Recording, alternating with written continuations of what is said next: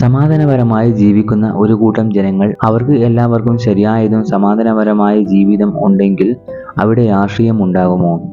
മനുഷ്യന്റെ പ്രശ്നങ്ങൾ സാമൂഹികമായതോ കുടുംബപരമായതോ രാഷ്ട്രീയമായതോ ഉണ്ടാകുമ്പോൾ അവിടെ പ്രശ്നം ചർച്ച ചെയ്ത് ശരിയായ രീതിയിൽ പരിഹരിക്കുന്നതല്ലേ രാഷ്ട്രീയ പ്രവർത്തനത്തിന്റെ യുക്തി. ഇതിൽ വിഭിന്നമായ ഒരാൾ അല്ലെങ്കിൽ ഒരു കൂട്ടം ആളുകൾ പ്രവർത്തിക്കുന്നത് എതിർക്കാൻ മറ്റു ആളുകൾ വേണമെന്നാണോ? നമ്മുടെ സമൂഹത്തെയോ സംസ്ഥാനത്തെയോ രാജ്യത്തെയോ മറ്റൊരു സമൂഹം, സംസ്ഥാനം, രാജ്യം എതിർക്കുമ്പോഴോ അല്ലെങ്കിൽ വലിയൊരു വിപത്ത് നേരിടുമ്പോഴോ രാഷ്ട്രീയം മറന്ന് എല്ലാവരും ഒന്നിക്കണം എന്ന് പറയുന്നത് കേൾക്കാം. ഇതിൽ രാഷ്ട്രീയം എന്നത് കൊണ്ട് അർത്ഥമാക്കുന്നത് എന്താണ്?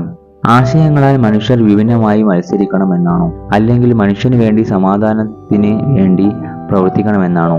നമുക്ക് പ്രധാനപ്പെട്ടതായതും നമ്മുടെ ജീവിതം സമാധാനപരമായതുമായിരിക്കുമ്പോൾ നാം നമ്മളെ ഭരിക്കേണ്ടവർ വിഭജിച്ച് അവർ മത്സരിച്ച് നമുക്ക് സമാധാനം തരണമെന്ന് നാം ആഗ്രഹിക്കുമോ? നമുക്ക് പ്രശ്നങ്ങൾ ഉണ്ടാകുമ്പോൾ അല്ല വിഭജനമായി നമുക്ക് സമാധാനമുള്ളവയും അല്ലാത്തവയും എന്ന് ഉണ്ടാകുന്നത്. നാം സമാധാനപരമായി ജീവിക്കുന്ന ഒരു സമൂഹമായിരിക്കും. ഇവിടെ പല മനുഷ്യരും കുറ്റങ്ങളും ചെയ്ത് പെട്ടെന്ന് ജാമ്യത്തിൽ പുറത്തിറങ്ങി പിന്നെയും കുറ്റങ്ങൾ ചെയ്യുന്നു. ഇതിനാൽ നമുക്ക് പ്രശ്നങ്ങൾ ഉണ്ടാകുന്നു.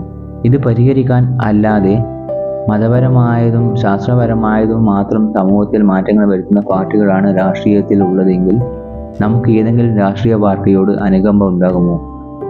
നാം വോട്ട് ചെയ്യാൻ താല്പര്യപ്പെടുമോ? ഇവിടെ നമുക്ക് ബുദ്ധിയും അറിവും ഇല്ല എന്ന് പറയാൻ കഴിയുമോ? എന്താണ് യുക്തി? നാം ഇവിടെയും അറബ് രാഷ്ട്രങ്ങളിലെ പോലെയുള്ള കടുത്ത ശിക്ഷകൾ നടപ്പാക്കുന്ന നിയമങ്ങൾ കൊണ്ടുവരും എന്ന് പറഞ്ഞ് ഒരു കൂട്ടം ആളുകൾ വന്നാൽ അവർക്ക് അത് നടപ്പിലാക്കാൻ ഉള്ള ഒരു രീതിയാണ് നമ്മുടെ തിരഞ്ഞെടുപ്പ് വോട്ടിംഗ് രീതി. ഇപ്പോൾ നേരത്തെ പറഞ്ഞവർക്ക് രാഷ്ട്രീയം വന്നു, പ്രത്യേക രാഷ്ട്രീയ പാർട്ടിയെ അനുകൂലിക്കുന്നു. ഇത് പല രീതിയിലും വരാം. നമ്മുടെ സമാധാനപരമായി കാണുന്ന മതവിശ്വാസം, ഭക്ഷണം, വസ്ത്രധാരണം, ജീവിത രീതി എന്നിങ്ങനെ പലതും. നമുക്കൊരു പ്രശ്നവും ഇല്ലാതെ ജീവിക്കുമ്പോൾ നാം രാഷ്ട്രീയത്തെക്കുറിച്ച് ചിന്തിക്കുമോ? നമ്മുടെ സമാധാനം, ആഗ്രഹം അതിലേക്ക് ആണെങ്കിൽ അല്ലേ നാം ചിന്തിക്കുകയും പ്രവർത്തിക്കുകയും ചെയ്യുകയുള്ളൂ. നാം പ്രധാനമായി കണക്കാക്കുന്നതും അതിൽ സമാധാനപരമായി ജീവിക്കാൻ കഴിയുകയും ചെയ്യുമ്പോൾ നാം രാഷ്ട്രീയത്തെക്കുറിച്ച് ചിന്തിച്ച് പ്രവർത്തിക്കുമോ? നമുക്കറിയാം, യുണൈറ്റഡ് നേഷൻ കൗൺസിൽ ഇന്ത്യ ഒരു അംഗമല്ല. അവിടെയും രാഷ്ട്രീയമുണ്ട്. അതിനെക്കുറിച്ച് എത്ര ജനം ചിന്തിക്കുന്നുണ്ട്? നമ്മുടെ ജീവിതത്തിൽ, അതായത് പഠനകാലം, ജോലിക്കാലം, കുടുംബപരമായ ജീവിതം എന്നിങ്ങനെയുള്ളവയിൽ സന്തോഷകരമായി ജീവിക്കുന്നവരും ഇതിൽ കൂടുതൽ പ്രശ്നങ്ങളാൽ ജീവിക്കുന്നവരും രാഷ്ട്രീയം, രാഷ്ട്രീയ നിലപാടുകൾ എന്നിവയെക്കുറിച്ച് ചിന്തിക്കുമോ? രാഷ്ട്രീയ നിലപാടുകൾ ഉള്ളവർക്ക് ശരിയായ അറിവിലൂടെ ആയിരിക്കുമോ അനുഭാവം കാണിക്കുന്നത്? എങ്ങനെയാണ് വ്യത്യസ്തമായി വിഭജന പാർട്ടികൾ ഉണ്ടാവാതെ സമൂഹത്തിലെ എല്ലാവർക്കും സമാധാനപരമായി പ്രവർത്തിക്കുന്ന ഒരു ഘടന രൂപീകരിക്കുക? എങ്ങനെയാണ് അന്ധവിശ്വാസങ്ങളാൽ മനുഷ്യർ സമൂഹത്തിൽ പലതിൻ്റെ പേരിലും വിഭിന്നമാകാതെ നിലനിൽക്കുക? മനുഷ്യർ വിഭിന്നമാകുമ്പോൾ വിഭിന്നമായ പാർട്ടിയും പ്രശ്നങ്ങളും ഉണ്ടാകും. ഇതില്ലാതെ എല്ലാ കാലവും പൊളിറ്റിക്കൽ ലീനിങ് വേണം, മനുഷ്യർ എല്ലാ കാലവും ഡിവൈഡഡായി ഇരിക്കണം എന്നാണോ മനുഷ്യ സമാധാന ലക്ഷ്യം?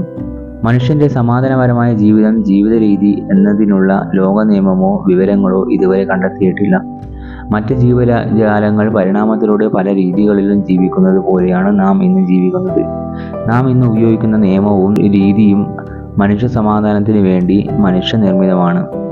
അതിനാൽ ഒരു കൂട്ടം മനുഷ്യരുടെ തീരുമാനം മറ്റു കൂട്ടം മനുഷ്യർക്ക് ശരിയാവണമെന്നില്ല. ഇത് വ്യത്യസ്ത ഘടകങ്ങളിലും ബാധകമാകുന്നു. ഒരു കുടുംബ നിയമം മറ്റൊരു കുടുംബത്തിനോ, കുടുംബ നിയമങ്ങൾ സമൂഹത്തിനോ, സാമൂഹിക നിയമങ്ങൾ രാജ്യത്തിനോ, മാനുഷിക ധാർമ്മികത ശാസ്ത്രധാർമ്മികതയുമായോ ചേരണമെന്നില്ല. ചിന്തകൾ, വികാരങ്ങൾ, അവബോധം, ശാരീരിക നിയമങ്ങൾ എല്ലാം വിഭിന്നമായി തമ്മിൽ പ്രശ്നത്തിലാകുന്നു. ഇവിടെയാണ് യൂണിവേഴ്സൽ തിയറിയുടെ പ്രാധാന്യം.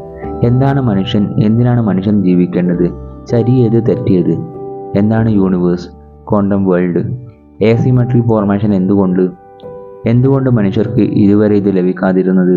അല്ലെങ്കിൽ ഇതിനു മുമ്പ് ഇത് ലഭിച്ചിട്ടും മനസ്സിലാക്കാൻ പറ്റാതെ പോയത്? Next videos. ആശയങ്ങളിലെ തെറ്റ്. നിങ്ങൾ യുക്തിപരമായി മറ്റു 99 മതങ്ങളെയും എതിർക്കുന്നു. ഞങ്ങൾ നിങ്ങളെയും ചേർത്ത് 100 മതങ്ങളെയും എതിർക്കുന്നു. ഒരു വിശ്വാസി മതമായാലും രാഷ്ട്രീയമായാലും ആക്ടേഴ്സിൻ്റെ ഫാൻസ് ആയാലും എല്ലാത്തിനും അവരുടെ പ്രധാനപ്പെട്ടവയെ ഇഷ്ടപ്പെടുകയും മറ്റുള്ളവരെ ഇഷ്ടപ്പെടാതിരിക്കുകയുമാണ് പറയുന്നതും. മതവിശ്വാസിയുടെ കാഴ്ചപ്പാടിൽ സ്വതന്ത്ര ചിന്തകർ 99 പെടും. ഇതിലൂടെ ഞങ്ങൾ മാത്രമാണ് ശരി, മറ്റുള്ളവർ തെറ്റ് എന്നത് സ്വതന്ത്ര ചിന്തകർക്കും ബാധകമാവുകയും അവർ ഒഴികെ ബാക്കി 99 ശരിയല്ല എന്ന് പറയുന്നത് കാണാം. ഇവിടെ ആരാണ് ശരി, എന്താണ് തെറ്റ്? എല്ലാ സംഘടനകളിലും വിഭിന്ന അഭിപ്രായം ഉണ്ടാകുമ്പോൾ ആരാണ് ശരി? ഞാനിപ്പോൾ 5 വിവിധ തരം സ്വതന്ത്ര ചിന്തകരുടെ സംഘടനകളിൽ പങ്കെടുത്തു. അവർ പരസ്പരം യോജിക്കുന്നില്ലെങ്കിൽ എന്താണ് ശരി? Welcome to universal theory, a new way for current universal powerful subject stability.